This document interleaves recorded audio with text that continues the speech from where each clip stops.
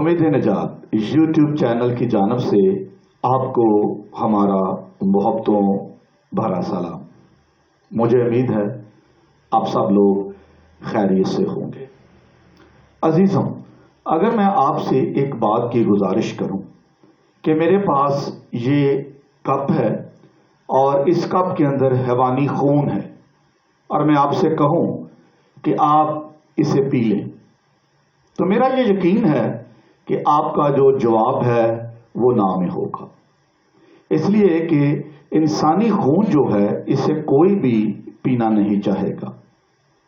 حیوانی یا جو انسانی خون ہے اس کے اندر ایسے نامیاتی اور غیر نامیاتی مرکبات اور عناصر موجود ہیں جو کسی بھی صورت میں انسانی جسم کے لیے موزوں نہیں ہے، اور میڈیکل سائنس جو ہے اس بات کی وضاحت بھی کرتی ہے۔ اور صرف میڈیکل سائنس ہی نہیں، خداوند کے کلام مقدس میں بھی بارہا اس بات کی تنبیہ کی گئی ہے کہ جب تم حیوانی گوشت کو کھاؤ تو اس کے ساتھ خون کو تم ہرگز نہ پینا اور نہ تم اس کو کھانا۔ خداوند کے کلام مقدس میں یہ حکم بارہا عہد عتیق میں دیا گیا ہے۔ اگر آپ پڑھنا چاہتے ہیں تو آپ کی وضاحت کے لیے میں چند حوالہ جات آپ کی خدمت میں پیش کرتا ہوں، جیسے کہ پیدائش کی کتاب اس کا 9واں باب اور اس کی 4 آیت، اخبار کی کتاب 3 باب اور اس کی 70ویں آیت، اور اسی طرح اخبار کی کتاب 7واں باب اس کی 26ویں اور 27ویں آیت۔ خداوند کے کلام کے اندر یہ بات بڑی وضاحت کے ساتھ لکھی گئی ہے کہ اگر قوم میں سے کوئی بھی انسان گوشت کے ساتھ خون کو کھا پی رہا ہے تو اس کو قوم میں سے کاٹ ڈالو، اس کا نام و نشان جو ہے وہ قوم میں سے کاٹ دیا جائے، اور یہ اس حکم کی سزا بھی ہے اگر تم خدا کے منع کرنے کے باوجود ایسا کر رہے ہو۔ ایک بات بڑی غور طلب ہے جو آپ کے گوش گزار میں کرنا چاہتا ہوں کہ جو قوم بنی اسرائیل ہے ان میں سے ایک ایسا نبی بھی برپا ہوا ہے جس نے ان تمام تر باتوں کو بالائے طاق رکھتے ہوئے اپنی قوم کو یعنی کہ مسیحوں کو، اپنے پیروکاروں کو بڑی خصوصیت کے ساتھ یہ حکم دیا کہ میں تم سے یہ بات سچ کہتا ہوں کہ اگر تم میرا گوشت کھاؤ گے اور اگر تم میرا خون پیو گے تو ہمیشہ کی زندگی تمہارے اندر ہوگی۔ جی ہاں، یہ کون سا نبی ہے جس نے اتنا بڑا دعویٰ کیا اور یہ حکم اور مشورہ اپنے پیروکاروں کو دیا، اور اس کے ساتھ ایک بہت بڑی جو جزا ہے اس کا ذکر بھی کیا ہے کہ اگر تم ایسا کرو گے تو میں تم سے یہ بات بڑی وضاحت اور سچائی سے کہتا ہوں کہ تم ہرگز نہ مرو گے بلکہ ابدی زندگی پاؤ گے، اور اس خون کا تم پر کسی طرح کا کوئی مضر اثر نہیں ہوگا۔ اس بڑے حکم کو صادر کرنے والا یہ نبی خداوند یسوع المسیح ہے، جس نے یوحنا کی انجیل کے اندر اپنے شاگردوں کو، اپنے پیروکاروں کو، سننے والوں کو، سامعین کو یہ بڑا حکم صادر فرمایا۔ آئے خداوند کے کلام مقدس میں سے المسیح کے ان الفاظ پر غور کریں، یہاں انہیں خون پینے کا حکم دیا گیا ہے۔ یسوع نے ان سے کہا، میں تم سے سچ کہتا ہوں کہ جب تک تم ابن آدم کا گوشت نہ کھاؤ اور اس کا خون نہ پیو تم میں زندگی نہیں۔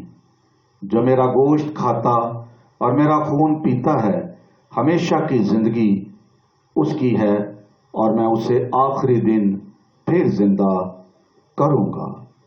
میرا گوشت فی الحقیقت کھانے کی چیز اور میرا خون فی الحقیقت پینے کی چیز ہے۔ جو میرا گوشت کھاتا اور میرا خون پیتا ہے وہ مجھ میں قائم رہتا ہے اور میں اس میں۔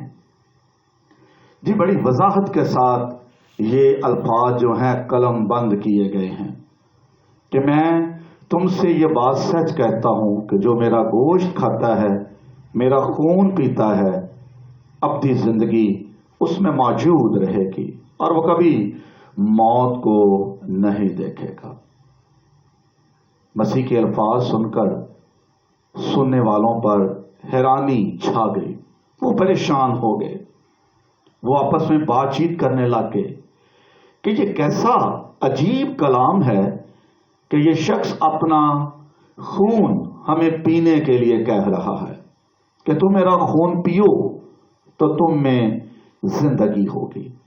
جیسے خداوند یسوع مسیح نے یہ الفاظ اپنی زبان مبارک سے کہے تو ایک بڑا تہلکہ وہاں موجود لوگوں کے اندر مچ گیا۔ لوگ آپس میں بڑبڑانے لگ گئے، لوگ آپس میں بات چیت کرنے لگ گئے، اور کلام کے اندر لکھا ہے کچھ نے تو یہ کہہ دیا کہ یہ کلام ہمارے لیے ناگوار ہے اور کون ہے جو اس کی برداشت کر سکتا ہے۔ مسیح کے اس بیان نے کہ میرا خون فی الحقیقت پینے کی چیز ہے، جو پیے گا زندگی پائے گا، بڑا تہلکہ، حیرانگی اور پریشانی لوگوں کے اندر پھیل گئی، ایک بڑا اضطراب لوگوں کے درمیان رونما ہوا۔ تو سوال پیدا ہوتا ہے کہ اصل میں بات کیا ہے؟ مسیح خداوند نے کیوں کر یہ بڑا بیان دیا کہ میرا جو خون ہے تم اسے پیو، اور میرا خون فی الحقیقت پینے کی چیز ہے؟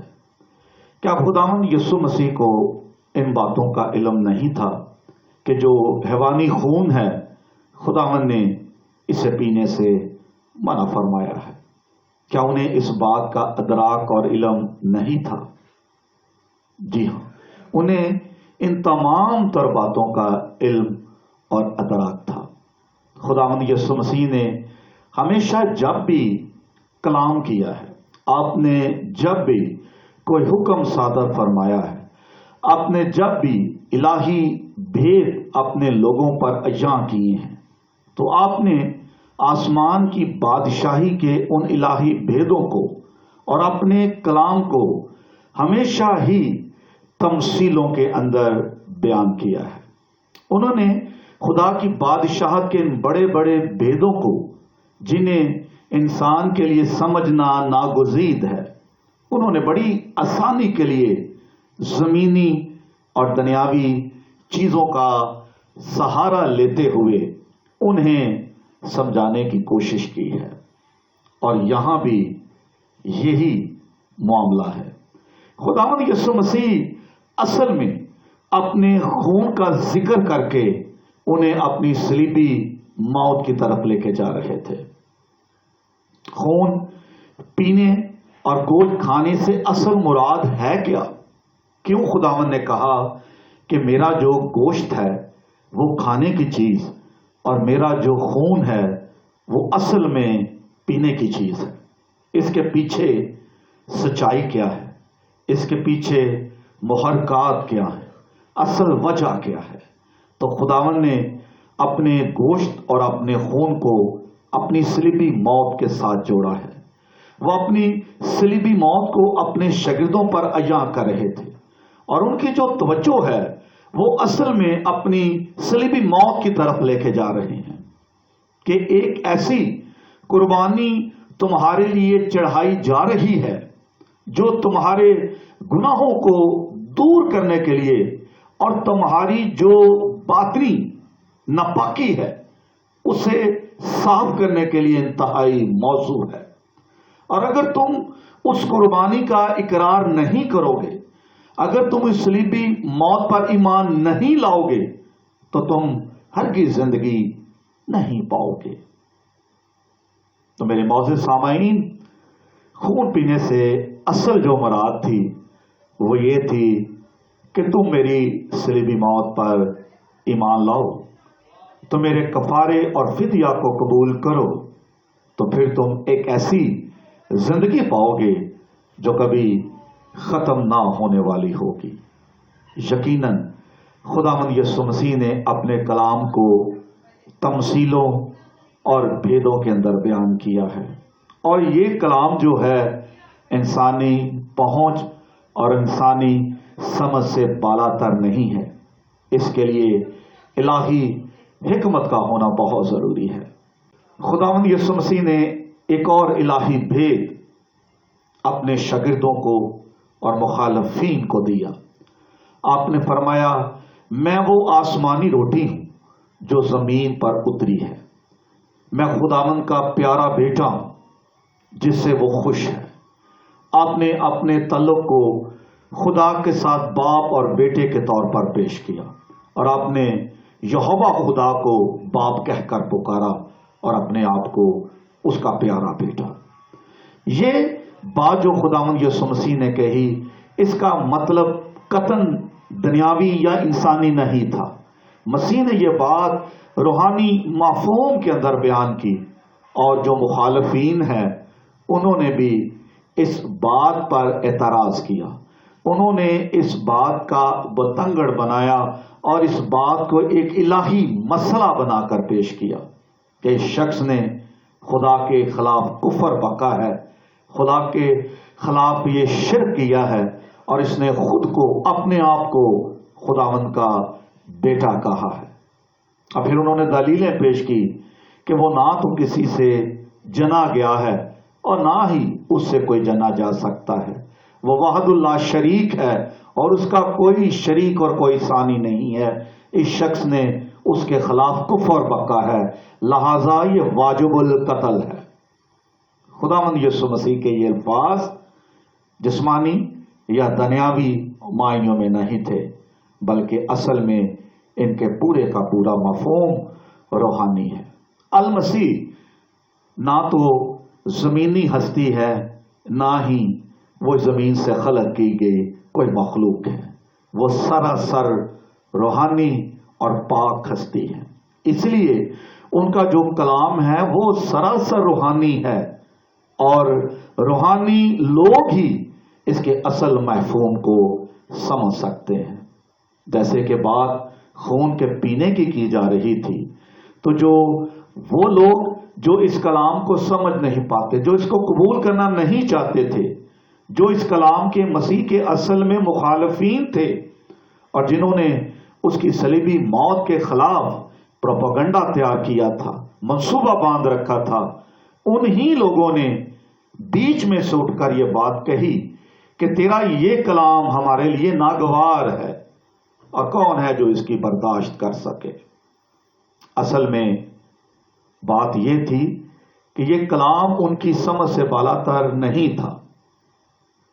اعتراض وہ لوگ کرتے ہیں جو المسیح کے مخالف ہیں، جو اسے قبول کرنا نہیں چاہتے، جو آج بھی اس کے کفارے کو رد کرتے ہیں، مگر جنہوں نے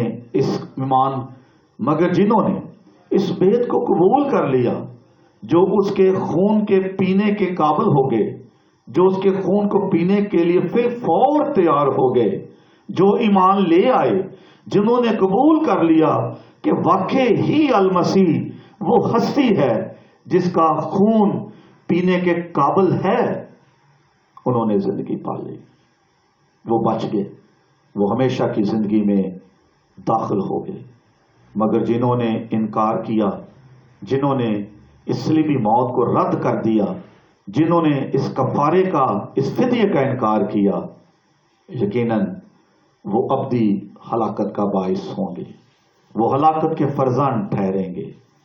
تو خداوند کے پیارے بیٹوں اور بیٹیوں، خداوند یسوع المسیح نے اپنے خون کو پینے کا حکم جو دیا ہے، اس کا مفہوم اور اس کے معنی سراسر روحانی ہے۔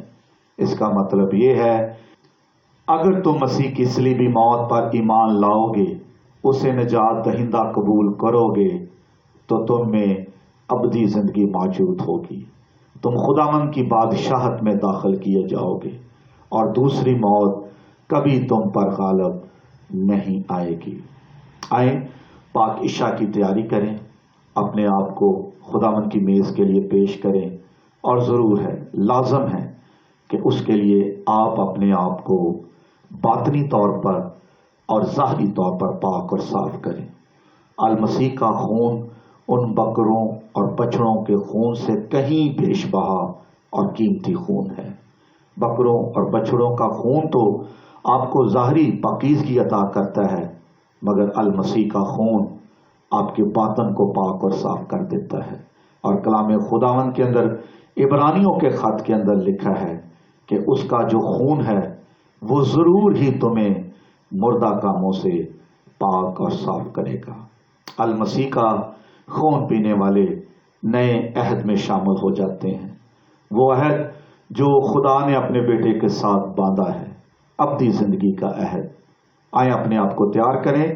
اگر آپ نے ابھی تک توبہ نہیں کی، استحکام نہیں پایا، تو آپ کے لیے موقع ہے کہ آپ اپنے آپ کو خداوند کے لیے پیش کریں، توبہ کریں، استحکام پائیں اور خداوند کی میز میں شامل ہو کر خداوند کے اس خاص اور اہم حکم کو پورا کریں۔ مجھے امید ہے آپ نے اس خیال کے وسیلے سے ضرور برکت پائی ہوگی۔ خداوند آپ کو اس خیال کے وسیلے سے اپنے کلام کے گہرے بھیدوں میں شامل ہونے کا بھاری فضل عطا کرے۔ آمین۔